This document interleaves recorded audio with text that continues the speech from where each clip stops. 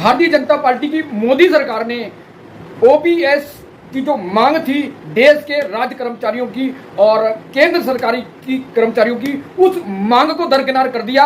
और दरअसल देश के जो राज्य कर्मचारी केंद्र कर्मचारी थे उनकी मांग थी कि ओपीएस लाया जाए, कर्मचारियों को ओपीएस पेंशन दी जाए, मतलब ओल्ड पेंशन जिसमें पूरा जो योगदान होता है जो कर्मचारी का वो सरकार देती है। और उसी की जगह सरकार ने एनपीएस लाई, न्यू पेंशन स्कीम। अब उस पेंशन स्कीम में सरकार ने लागू कर दी, जिस पर देश के जो कर्मचारी संगठन वो उससे खुद नहीं थे। उनकी मांग थी कि एनपीएस हटाया जाए, ओपीएस लाया जाए। और इसी बीच सरकार ने एक रणनीति रची, एक स्ट्रेटजी बनाई और यूपीएस ले आई। और यूपीएस क्या है, इस वीडियो में मेरे साथ बने रहिए। मैं एसबी सागर, TVN20 न्यूज मतलब टाइगर पोस्ट न्यूज।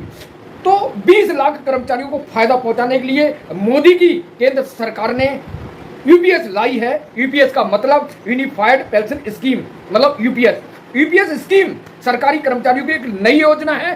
सरकारी कर्मचारी को लुभाने को सरकार ने जो कर्मचारी लुभाने की योजना दी, इसके पीछे की रणनीति जो 2024 का लोकसभा चुनाव था, उस लोकसभा चुनाव में मोदी भाजपा एनडीए का टारगेट था कि 400 पार और भाजपा का टारगेट था 300 पार। और 370 की जो मांग थी, डिमांड थी, जनता से डिमांड थी, भैया एक बार 370 दे दो, तीसरी बार। लेकिन जनता ने नकार दिया। मात्र 240 सीटें आई और सरकार पूर्ण रूप से बहुमत नहीं पा सकी। मजबूरी में सरकार ने नीतीश की पार्टी और जनता दल और दूसरी चंद्रबाबू नायडू को साथ लिया, सरकार बनाई। और मोदी सरकार का दावा था लोकसभा चुनाव में जो नैरेटिव सेट किया गया कि हम भारत को विकसित राष्ट्र बनाएंगे, उस सपने को पूरा नहीं कर सके। अब मोदी सरकार ने ऐसे टाइम पर यूपीएस लाई है, इसका साफ मतलब है कि सरकार को खतरा है। उधर राहुल गांधी ने बहुत बड़ा अभियान शुरू करा है जातीय जनगणना का, कास्ट सेंसस का। और इसी डर के कारण राहुल गांधी और एनडीए इंडिया गठबंधन के जो घटक हैं वो चाहते हैं कि जातीय जनगणना हो। इस मुद्दे से ध्यान भटकाने के लिए मोदी सरकार, केंद्र सरकार यूपीएस लेकर आई है। तो यूपीएस क्या है? यूपीएस जो स्कीम है वो कर्मचारी को फायदेमंद है या नुकसानदेह है, ये आपको कमेंट करके बताना है।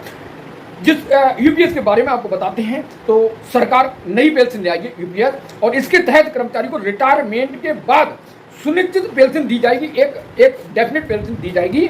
जिस ओपीएस में मांग कर रही थी सरकार कि भैया हमें ओपीएस दिया जाए, क्योंकि ओपीएस बेहतर थी और ओपीएस में सारा योगदान सरकार करती थी और उसमें पूरा योगदान सरकार करती थी। और रिटायरमेंट का जो पेंशन होती थी उस पर 50% उसको दिया जाता था पेंशन के रूप में। लेकिन एनपीएस में ऐसा कुछ नहीं है। एनपीएस में निवेश का मतलब है जितना एनपीएस में पैसा कट के जाता है कर्मचारी का, सरकार का, वो शेयर मार्केट में लगता है और शेयर मार्केटिंग जोखिम भरा है, जिसके कारण कर्मचारी डरे हुए हैं। और इसी तरह जो पहले सरकार थी अशोक गहलोत की, जो राजस्थान की, उन्होंने मांग की कि भैया हमारा एनपीएस दे दो, तो उस पर सरकार दाएं बाएं हो गई। और जो संगठन थे, जो पेंशन संगठन थे, उनने भी इस बात का कोई जवाब नहीं दिया। तो सरकार यूपीएस लेके आई है और सरकार जो यूपीएस को 1 अप्रैल 2025 से एनपीएस की शुरुआत से इसके रिटायरमेंट होने तक सभी लोगों को और 31 मार्च 2025 तक रिटायर होने वाले सभी लोगों को यूपीएस का लाभ मिलेगा। लेकिन इसमें एक खासियत यह है कि आप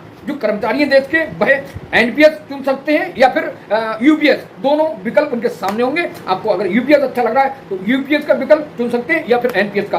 तो अब सभी लोगों को लाभ मिलेगा इसका। उन्होंने सरकार ने कहा है जो पैसा निकाला है उसको एडजस्ट करने के बाद जो बचेगा उसी पर जो यूनिफाइड पेंशन स्कीम हो लागू होगी और उसी हिसाब से दिया जाएगा। मैंने पूर्व में बताया कि 1 अप्रैल 2025 से प्रभावी होगी। सरकार ने इसको लागू कर दिया। सरकार ने एनपीएस की शुरुआत के समय में इस तरह रिटायर होने वाले सभी लोग और 31 मार्च 2025 तक होने वाले सभी जो कर्मचारी हैं, जो राज्य कर्मचारी, केंद्र कर्मचारी, उन सब इस योजना के पात्र होंगे। तो न्यू पेंशन स्कीम में आखिर दिक्कत क्या है उसकी बात करते हैं।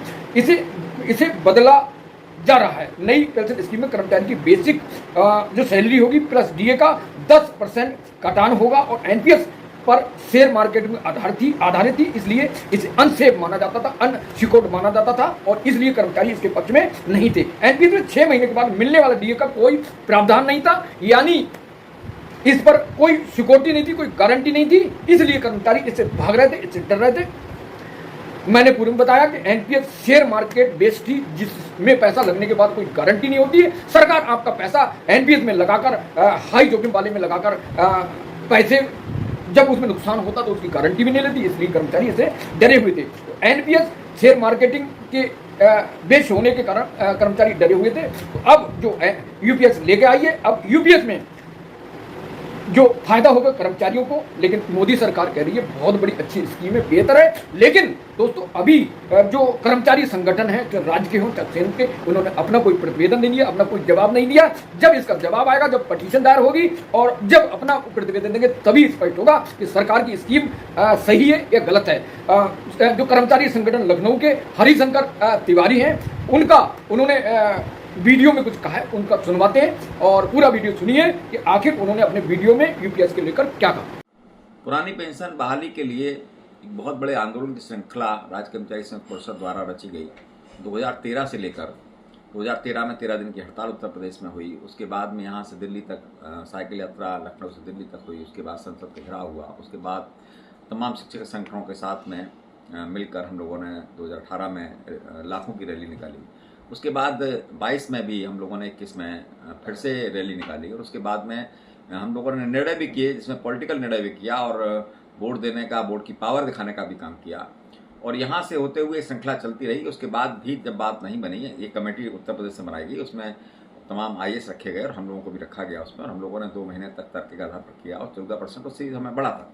उसके बाद हम लोगों ने फिर बात शुरू की और हम लोगों ने केंद्रीय संगठनों को इकट्ठा करना शुरू किया। शिवपाल मिश्रा जी से बात हुई, जो राष्ट्रीय जनरल सेक्रेटरी हैं रेलवे के, और उन्होंने फिर सबको इकट्ठा किया। पोस्टल हुआ, बीएसएनएल हुआ, सभी लोग एक साथ आए और 1 साल पूरा लगातार हम लोगों ने 2023 में आंदोलन किए। जिलों से लेकर हम लोग लखनऊ आए। लखनऊ में एक बहुत बड़ी रैली स्टेडियम में हुई, रेलवे स्टेडियम में हुई। उसके बाद हम लोग दिल्ली गए और रामलीला मैदान में लाखों की रैली हुई और उसमें भी हम लोगों ने कहा, विरोध प्रकट किया।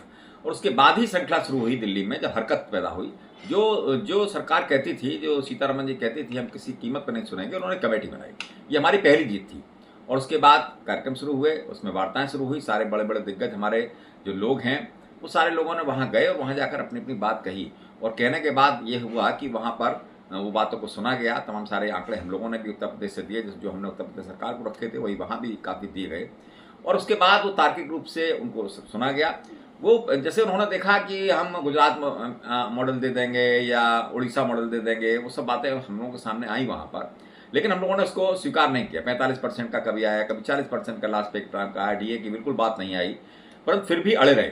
उसके बाद तमाम सारे बीच में फिर कार्यक्रम हम लोगों ने दे दिए और उसके बाद ये हुआ कि प्रधानमंत्री जी ने एक संज्ञान लिया और उसको बुलाया गया। हमारे सारे नेता, बड़े बड़े नेता हमारे, विशेष रूप से शिवपाल मिश्रा जी को हम धन्यवाद देंगे, जो उन्होंने इतनी मेहनत करके वहाँ तक उस बात को पहुँचाया जिसको कोई सुनने को तैयार नहीं था। और वहाँ जाकर जब बात हुई तो लास्ट पे डांड का 50% पे बात हुई, जो पुरानी पेंशन मिलती थी। जो डीए के लिए हम लोग परेशान थे कि डीए मिलेगा नहीं तो हमारा बुढ़ापा कैसे कटेगा, डीए की बात हुई और डीए पे पूरी सहमत बनी। इसी तरह के जो हमारे मृतक हो जाते थे, उनके बाद जो पारिवारिक पेंशन मिलती थी, उसकी बात हुई। उसमें बहुत अच्छा हम लोगों को पहले से बेहतर मिला, इस बार हमें मिल गया। तो ये सब चीज़ें आई हमारी निकल के। इससे पहले आपने देखा होगा 2015 में, अभी 2005 में से पहले जो लोग सेवा में आए थे और उनका रिक्रूटमेंट बाद में हुआ था, उसके लिए भी हम लोगों ने आदेश दिल्ली से लड़ झगड़ के कराया, फिर उत्तर प्रदेश में हम लोगों ने कराया और तमाम लोगों को, हमारी तरफ से 1 लाख लोगों को उसमें फायदा हुआ था। तो एक उस समय भी हमने कहा था कि खिड़की खुली है, जिसको उन्होंने कहा है कि भाई हम खिड़की खोल रहे हैं और इसमें हम काम शुरू कर रहे हैं। उस वक्त भी कहा, सारे संगठनों ने कहा, जितने और संगठन यहाँ आंदोलन कर रहे थे उन्होंने भी इसको कहा था कि खिड़की खुली है और आगे भी काम करेंगे। हम लोग भी आज कह रहे हैं कि एक बहुत बड़ी खिड़की खुली है, बहुत अच्छा काम हुआ है। जहां तक हम ला पाए 95% तक हम लाने का काम किया। आगे भी किसी का दरवाजा बंद नहीं है, किसी की खिड़की बंद नहीं है, हम लोग भी काम करेंगे। अभी हम लोग इनके पूरे आदेशों को देखेंगे, आदेशों को देखने के बाद तय करेंगे कि सब लोग सारे संगठन बैठेंगे और फिर से तय करेंगे। विशेष रूप से हम ये जरूर चाहेंगे कि जब भी इतने बड़े आंदोलन हो तो उसमें सभी संगठनों को अलग रास्ता न अपनाकर एक साथ बैठना चाहिए, एक साथ लड़ना चाहिए। इससे सरकार पर जो अभी दबाव बना है वो दबाव और अधिक बनना चाहिए। बाकी हम लोग प्रदेश का संगठन, देश का संगठन चला रहे हैं। हम लोग ये भी जानते हैं कि सरकार कितनी ताकतवर होती है और हम लोग किस तरह से लड़ते हैं, उसके बाद भी हम लोग लड़ते हैं। ये बड़ी बात है कि इतनी लड़ाई लड़ने के बाद ये चीज़ें हम लोगों को मिल जाती हैं। तो हम समझते हैं कि ये एक अच्छा बिंदु है जिस पर आज हम लोग यहाँ तक पहुँचे हैं। खिड़की खुली है, एक दरवाज़ा खुला है, उसको हम लोगों ने तोड़ा है, 95% तक हम लोग पहुँचे हैं। कुछ कमियाँ रह गई हैं, नाम क्या देंगे इससे हमें कोई लेना देना नहीं होता है। ओपीएस की जो फैसिलिटीज़ हैं वो हमको मिलनी चाहिए, इसमें हड़दंता हम भी नहीं अपना सकते और सरकार को भी नहीं अपनाना चाहिए। अगर वो ओपीएस के नाम पर भी दे सकती है तो उसे भी स्वीकार कर लेना चाहिए, इसमें हड़दंता सरकार को भी नहीं करनी चाहिए। हमने फिर कहा कि हम लोग फिर से बैठेंगे इस पर और अपने आपस में चर्चा करके किस स्तर तक जाना है, कहाँ तक जाना है, इसको तय करेंगे। फिर भी हम ये जो हुआ है अभी फिर फौरी तौर पर हम जो यहाँ तक पहुँचे हैं, हम लोग बड़ी मेहनत के बाद पहुँचे हैं, इसको हम लोग अभी देख कर तब निर्णय करेंगे।